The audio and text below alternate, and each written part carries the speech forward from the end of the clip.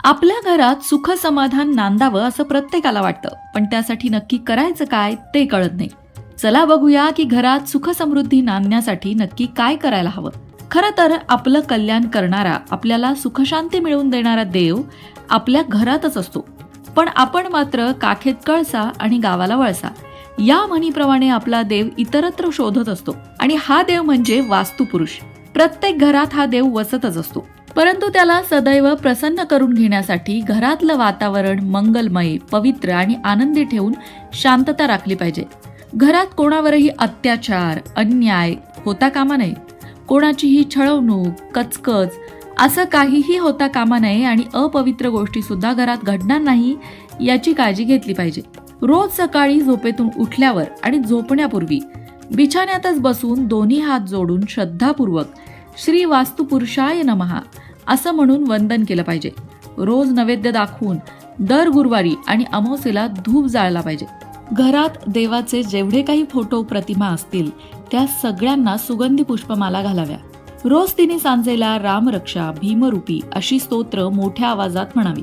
त्याचबरोबर हरे राम राम राम हरे हरे, हरे कृष्ण कृष्ण कृष्ण हरे हरे किंवा दिगंबरा दिगंबरा श्रीपाद वल्लभ दिगंबरा हे मंत्र घरातील प्रत्येकाने रोज कमीत कमी 5 मिनिटं तरी म्हणावे. मोठ्या आवाजात म्हटल्यास अधिक उत्तम परिणाम होतो. घरात कोणीही कधीही दारू पिणार नाही, एकमेकांना घालून पाडून बोलणार नाही, टोमणे मारणार नाही, घरात आलेल्या अतिथींचा अपमान होणार नाही याची काळजी घ्यावी.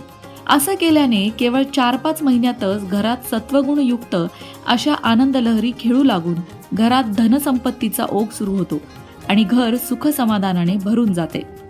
तुम्ही नवीन घरात प्रवेश केला असेल तर वास्तुतज्ञांकडून देवघरासाठी निश्चित दिशा त्यावेळी ठरवून घेणं गरजेचं आहे. मग त्या ठिकाणी देवघर करावं. वेगवेगळ्या खोल्यांमध्ये 2 किंवा 3 देवघरं नसावीत. देवघर हा ऊर्जेचा एक मोठा स्रोत असल्याने तो जागोजागी पसरलेला नको.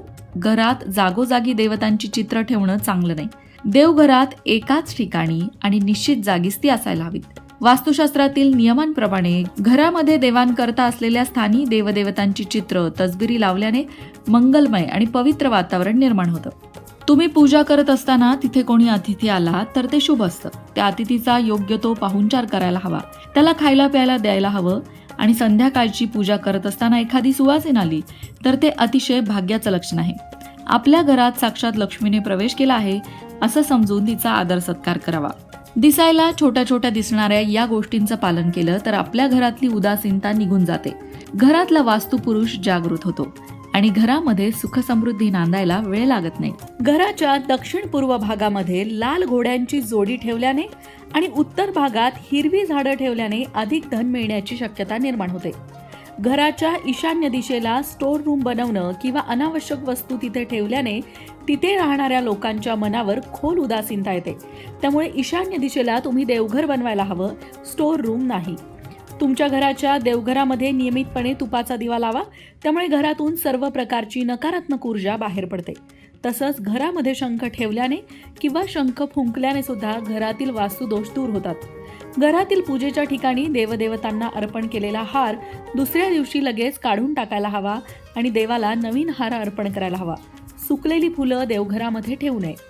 चुकीच्या दिशेने ठेवलेल्या धार्मिक पुस्तकांमुळे सुद्धा वास्तुदोष निर्माण होतो. वास्तूनुसार धार्मिक ग्रंथ, धार्मिक पुस्तकं ही नेहमी पश्चिम दिशेला ठेवावीत. घरातले धार्मिक ग्रंथ पलंगाच्या खाली, गादीखाली, उशीखाली ठेवणं अशुभ मानलं जातं. त्यामुळे अशा ठिकाणी ते कधीही ठेवू नये. घरातील कोणत्याही सदस्याला रात्री झोप येत नसेल किंवा वास्तुदोषामुळे त्यांची चिडचिड होत असेल तर त्यांना दक्षिणेकडे डोकं ठेवून झोपायला सांगावं. त्यामुळे त्यांच्या स्वभावात बदल होईल, निद्रानाशाची स्थिती सुद्धा सुधारेल, शांत झोप लागेल. घराच्या कोणत्याही खोलीत वाळलेली फुलं ठेवू नका. जर लहान पुष्पगुच्छात ठेवलेली फुलं कोमेजली असतील तर ती काढून नवीन फुलं त्यामध्ये ठेवा, पण वाळलेली फुलं घरात ठेवू नका. सकाळी सकाळी खिडक्या आणि दारं उघडे ठेवा, जेणेकरून ताजी हवा घरात येईल, सूर्यप्रकाश घरात येईल. असं केल्यामुळे घरात सकारात्मक ऊर्जा पसरते आणि कुठल्याही प्रकारचा वास्तुदोष असेल तर तो निघून जातो. संध्याकाळच्या वेळी देवाजवळ दिवा लावा, तुळशीजवळ दिवा लावा. त्याचबरोबर घरामध्ये कापूरही नक्की जाळा. संध्याकाळच्या वेळी घरात कापूर जाळल्यामुळे घरात प्रसन्नता पसरते, त्याचबरोबर माता लक्ष्मीचंही आगमन होतं. वास्तुदोषाचं एक प्रमुख कारण असतं घरामध्ये भंगार, तुटके फुटके भांडे, वापरात नसलेल्या वस्तू ठेवणं. घरात कुठेही तुटके फुटके भांडे असतील किंवा इलेक्ट्रॉनिकचं असं सामान असेल जे आता बंद पडलंय किंवा वापरात नाहीये, तर ते सगळ्यात आधी बाहेर काढा. त्यामुळे घरात नकारात्मक ऊर्जा पसरते. असं सामान घरात चुकूनही ठेवू नका. घरात कुठेही जाळं लागलं असेल तर ते सुद्धा काढून स्वच्छ करा. घर जेवढं स्वच्छ आणि सुंदर असेल तेवढी घरामध्ये सकारात्मक ऊर्जा जास्त असते आणि वास्तुदोष घरातनं निघून जातो.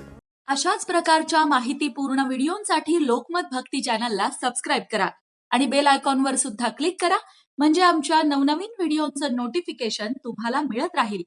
तसंच योग्य आध्यात्मिक मार्गदर्शनासाठी लोकमत भक्तीच्या फेसबुक पेजला फॉलो करायला विसरू नका.